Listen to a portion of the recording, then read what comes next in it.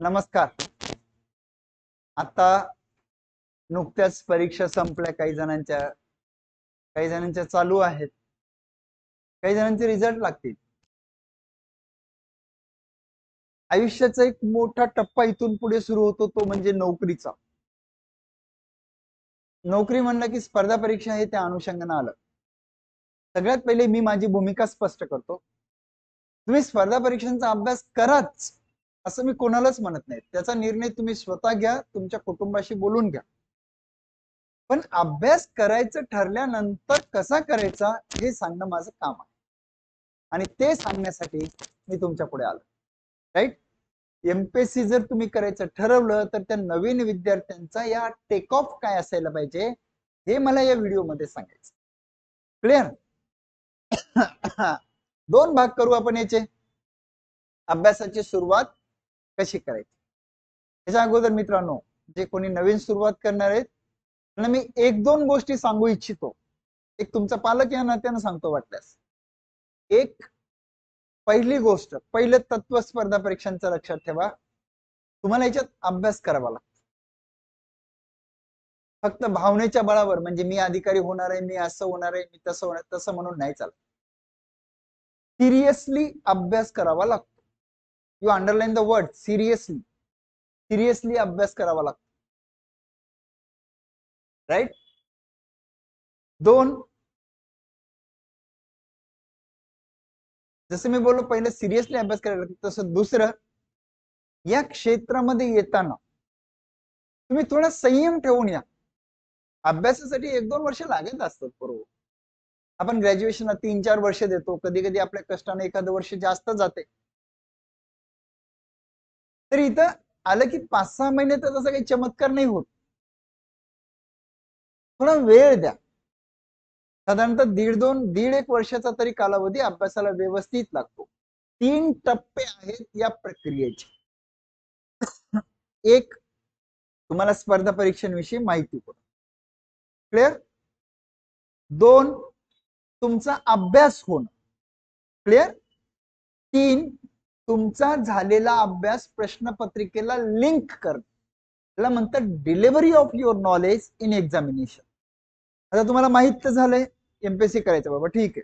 आपल्या अभ्यास ते अधिकारी पुस्तकामध्ये खूप चांगली माहिती दिलेली आहे त्याची.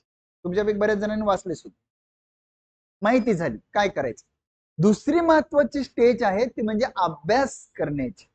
या अभ्यास करण्याला साधारणतः एक 7-8-9 महिने, 10 महिने, वर्षभराचा कालखंड लागतो साधारणतः, असं पकडून चाल. आणि मग झालेला अभ्यास क्वेश्चन पेपरला लिंक करण्यासाठी साधारणतः त्याला सराव लागतो 2-3 महिन्याचा तरी किमान. डन. सिरियसली अभ्यास करायला पाहिजे. प्रक्रिया समजून घेऊन अभ्यास करायला पाहिजे. या प्रक्रियेच्या 3 स्टेजेस: माहिती होणे, अभ्यास होणे, अभ्यास प्रश्नपत्रिकेला लिंक करणे. Clear friends? Come on, let us start. अभ्यासाची सुरुवात नवीन विद्यार्थ्यांनी कशी करायची, एक 2-3 मुद्दे सांग.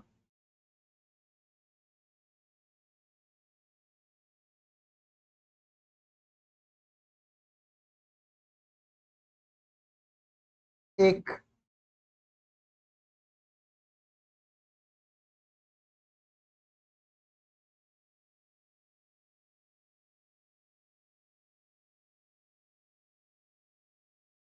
तुम्हाला अभ्यासक्रम व्यवस्थित माहिती पाहिजे. सगळ्यात पहिला मुद्दा हा लक्षात. असं नाही होणार की बाबा चलो चलो आता आपण ठरवलं एमपीएससी करायचं वगैरे, चला हे पुस्तक घे, हे पुस्तक घे, यानं सांगितलं त्यानं सांगितलं, तसं नाही. पहिले तुम्ही समजून घ्या.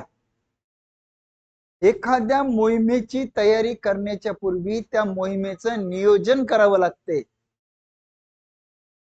त्या आपल्या अभ्यासाच्या मोहिमेचा पहिला भाग म्हणजे अभ्यासक्रम. राईट. हा अभ्यासक्रम आहे ना पोरांनो, तुम्हाला व्यवस्थित माहिती पाहिजे. जस्ट मिनिट, हा थोडासा वेळ द्या.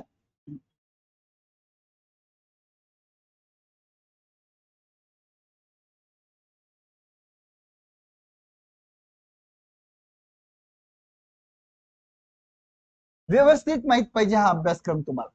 जे कोणते तुम्ही युपीएससी ठरवलं युपीएससीचं व्यवस्थित माहिती पाहिजे, एमपीएससी ठरवलं एमपीएससीचं माहिती पाहिजे. मग कसं करायचं अभ्यासक्रमाविषयी मी बोलतो तुम्हाला. आज आपला पहिला भाग नवीन सुरुवात करायची तर कशी करायची.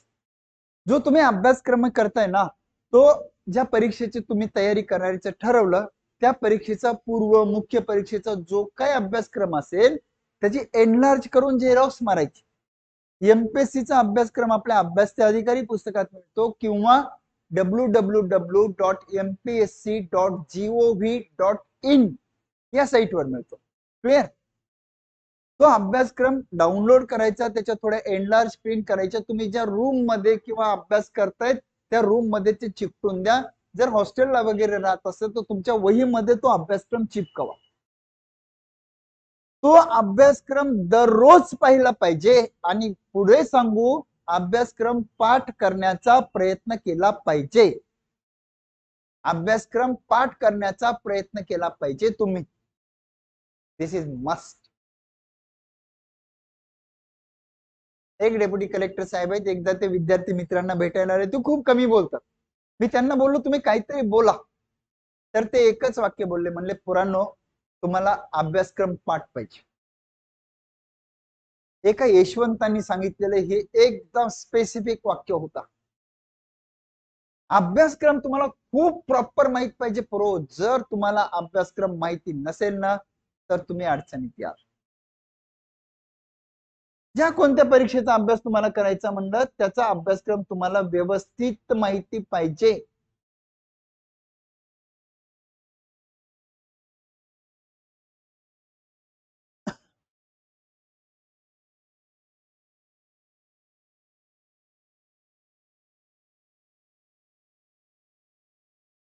खूप अभ्यासक्रम व्यवस्थित माहिती पाहिजे. मग लक्षात कसं ठेवायचा. समजा एक तुम्हाला डोबल मानानं चौकटी सांगतो. एक पेपर किती आहेत, प्रिलिम्सला किती आहेत, मेन्सला किती. क्लिअर. दोन सब्जेक्ट कोणते आहेत, प्रिलिम्सला कोणते आहेत, मेन्सला कोणते आहेत. तीन एखाद्या सब्जेक्ट मध्ये किती टॉपिक आहेत, संख्या लक्षात ठेवायची. चौथ्या स्टेप मध्ये मग ते टॉपिक लक्षात ठेवायचे. पाचव्या स्टेप मध्ये सब टॉपिक लक्षात ठेवायचा प्रयत्न करायचा. अशा प्रकारे सिलेबस लक्षात ठेवण्याचा प्रयत्न करा. हा टेक ऑफ आहे. जर एखाद्या विमानानं टेक ऑफच व्यवस्थित घेतला नाही तर त्याची यशस्वी उड्डाणाची शक्यता कमी होते. Right. What is the first point. You must have very proper knowledge of syllabus. जे तुम्ही त्या कोणत्या परीक्षेचा अभ्यास कराल त्याचा सिलेबस तुम्हाला एकदम व्यवस्थित माहिती पाहिजे. Clear. First point. Second point.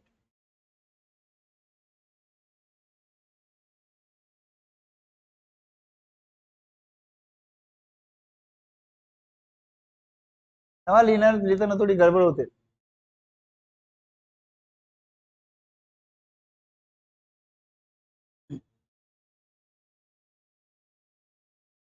म्हणजे काय.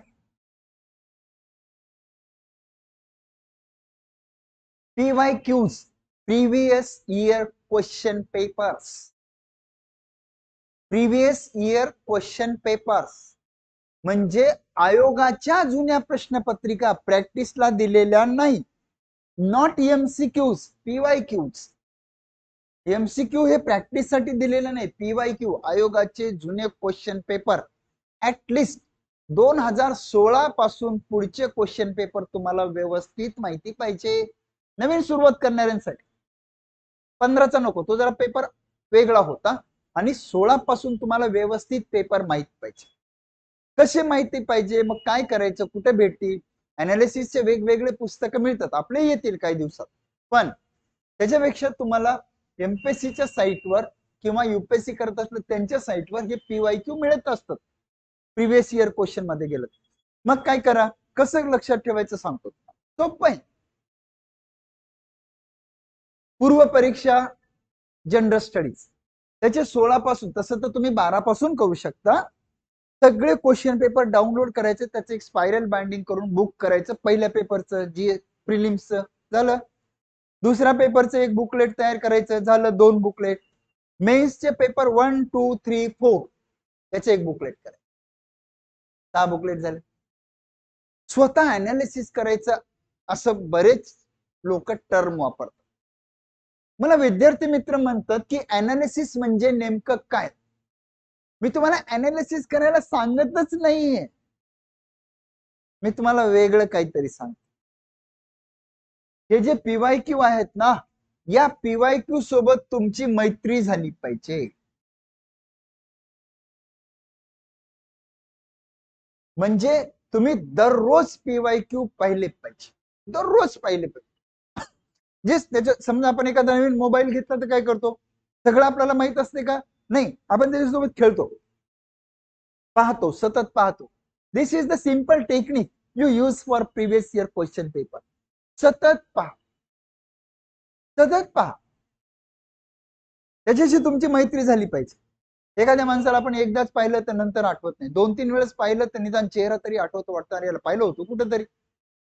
पण त्याच्याशी मैत्री झाल्यानंतर सगळं पाठ असते. Friends, always keep in mind this second stage is very important. Analysis करू नका. कधी प्रश्न आला, कोणत्या टॉपिक वर आला, ऑप्शन कोणते होते, हे उत्तर होतं तर दुसरं बाकीचे ऑप्शन कशाशी संबंधित होते, कोणत्या विषयावर किती प्रश्न आले, संख्यात्मक अनालिसिस, त्याच्यानंतर मग टॉपिक वाईज अनालिसिस, कोणत्या टॉपिक वर किती आले, याच्या भानगडीत प्राथमिक अवस्थेत तुम्ही पडू नका. फक्त सध्या काय करा, पीवायक्यू सोबत तुमची मैत्री करा, मैत्री करा, बाकी काय नका करू. राईट. फर्स्ट, तुम्हाला अभ्यासक्रम प्रॉपर माहिती पाहिजे. सेकंड, पीवायक्यू सतत पाहिले पाहिजे. तुम्ही म्हणाल की याला किती वेळ द्यावा, थांबा, तुम्हाला सांगतो. जर तुम्ही अभ्यास सुरू केला ना पोरांनो, तर याला सुरुवातीचे 2 महिने 2 मंथ्स आणि दररोजचे 2 आवर्स, या 2 गोष्टीला द्या. 2 महिने दररोजचे 2 तास. इव्हन तुम्ही चहा घेताना बघू शकता, जेवण करताना बघू शकता, एकटे बसले असताना बघू शकता. 2 महिने 2 तास कोणत्या गोष्टी करायच्या, अभ्यासक्रम व्यवस्थित लक्षात ठेवायचा आणि पीवायक्यू सोबत मैत्री करण्याचा प्रयत्न करायचा. म्हणजे याचा अर्थ काय, मी तुम्हाला सांगू, स्पर्धा परीक्षा करणाऱ्या विद्यार्थ्यांना अभ्यासक्रम माहिती असणं आणि पीवायक्यू सोबत मैत्री होणं हे म्हणजे आपला हरिपाठ. हरिपाठ दररोज करायचा न विसरता. राईट. हे तुमचं टेक ऑफ. आता मग पुढे काय कराल मित्र तुम्ही, तिसरा पॉइंट जे सुरुवात करणारे आहे. Just 1 minute.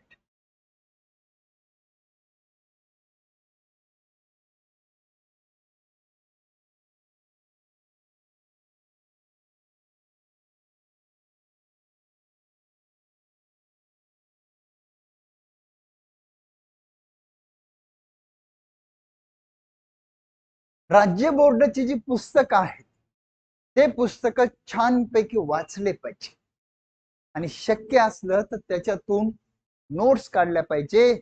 बघा, हे 2 महिने तुम्ही 2 तास हे काम करणार आहेत. पूर्ण वेळ जर अभ्यास करत असेल तर 10 तास अभ्यास झाला पाहिजे. 10 तासापैकी उरलेले तुम्ही 8 तास याला द्या 2 महिने. तुम्ही म्हणाल की कोणत्या विषयाच्या, सगळ्या विषयाच्या नोट्स काढायच्या का? नाही. कोणत्या विषयाच्या, कोणत्या वर्गाच्या पुस्तकातून नोट्स काढायचा याचा एक तक्ता आपण अभ्यास ते अधिकारी या पुस्तकामध्ये दिलेला आहे. एकदम सिंपल. किंवा मनोहर भोळे ऑफिशियल या आपल्या टेलिग्राम चॅनलवर टाकलेला आहे, तुम्ही ते बघू शकता. मनोहर भोळे ऑफिशियल टेलिग्राम चॅनलवर टाकलेला आहे. तेवढीच पुस्तकं वापरायची. इतिहासाला कोणती वापरायची, भूगोलला, विज्ञान, अर्थशास्त्र, राज्यशास्त्र, हे सगळं एकदम सिंपल. कोणत्या वर्गाचं कोणतं पुस्तक वापरायचं आपण ते दिलं. दररोज 7-8 तास व्यवस्थित करा, याच्यातून नोट्स काढा. आता राज्यसेवेची जी प्रिलिम झाली तो पेपर बऱ्याच जणांचा, अशा लोकांचा सोपा गेला त्यांचं स्टेट बोर्ड फाउंडेशन स्ट्रॉंग. कोणत्याही परीक्षेमध्ये मोठ्या प्रमाणात प्रश्न ही स्टेट बोर्डातून येत असतात. इथं बऱ्याच विद्यार्थ्यांना असा प्रश्न पडला असेल की एनसीईआरटी करायचं का, एनसीईआरटीची पुस्तकं करायची का. बघा, युपीएससी आणि एमपीएससी मध्ये एक फरक सांगतो तुम्हाला. एमपीएससी ला एनसीईआरटी तुम्ही शेवटच्या टप्प्यात केले तरी चालतात आणि ठराविक केले तरी चालतात. उदाहरणार्थ जॉग्राफी 11वीचे 2 पुस्तक उदाहरणार्थ. युपीएससी ला एनसीईआरटी सुरुवातीला करायला पाहिजे, एमपीएससी ला शेवटला केले पाहिजे, तेही केले तर, आणि तेही सुद्धा खूपच स्पेसिफिक. बट स्टेट बोर्ड एकदम स्ट्रॉंग पाहिजे. State board, right. First point अभ्यासक्रम, सेकंड पीवायक्यू, थर्ड स्टेट बोर्डाची पुस्तकं, कोणत्या वर्गाची कोणत्या विषयाची पुस्तकं वापरायची याचा चार्ट अभ्यास ते अधिकारी मध्ये आहे आणि आपल्या मनोहर भोळे ऑफिशियल या टेलिग्राम चॅनलला टाकले. ही त्रिसूत्री साधारणतः 2 किंवा 3 महिने तुम्ही फॉलो करा. जे नवीन करतायत ते 2 तास सिलेबस क्वेश्चन पेपर साठी, 7-8 तास स्टेट बोर्डासाठी. पोरं विचारतात नोट्स कशा काढायच्या.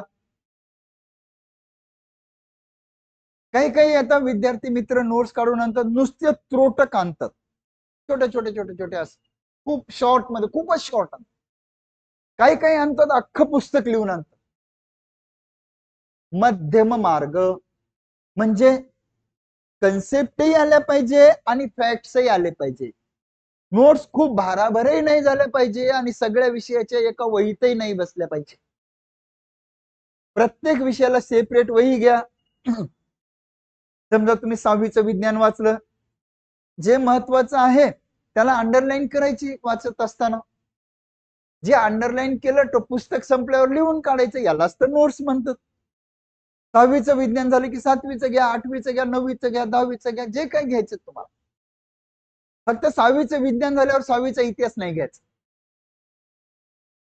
7वीचं विज्ञान झाल्यावर 7वीचा भूगोल नाही घ्यायचा. एक विषय सुरू केला की तो सगळ्या इयत्तांचा एकदा संपून टाकायचा. का? आपली स्टेट ऑफ माइंड हे त्या विषयाच्या अनुषंगाने डेव्हलप होत असते म्हणून. Got it? Okay. State board notes कशा काढायच्या, आपल्याला समजतील अशा काढायच्या. त्याच्यामध्ये संकल्पना आल्या पाहिजे आणि फॅक्ट्सही आले पाहिजे. एका विषयाला एक वही करायची, जे पुस्तकं वाचायचे ते वाचताना अंडरलाईन करायचे, महत्वाच्या गोष्टीला अंडरलाईन करायचं, ते वहीवर लिहून काढायचे, याला नोट्स म्हणतात. फ्रेंड्स, या 3 गोष्टी तुम्ही कराल ना, सुरुवातीला जर तुम्ही या 3 गोष्टी 3 महिन्यात केल्या, एखाद्या वेळेस तुमची ट्रायल अँड एरर मध्ये जाताना 1-2 वर्ष वाचू शकता. नक्की लक्षात, सिरियसली करा. मी तर कायम स्पर्धा परीक्षांच्या विद्यार्थ्याला म्हणत असतो, एक तर अभ्यास करा किंवा करू नका, पण मध्ये अडकू नका. अभ्यास करा किंवा करू नका, पण मध्ये अडकू नका. राईट? तर नवीन सुरुवात करणाऱ्यांसाठी हा पहिला भाग होता, याच्यातले 3 पॉइंट. दुसरा भाग पुढच्या भागात. Bye bye.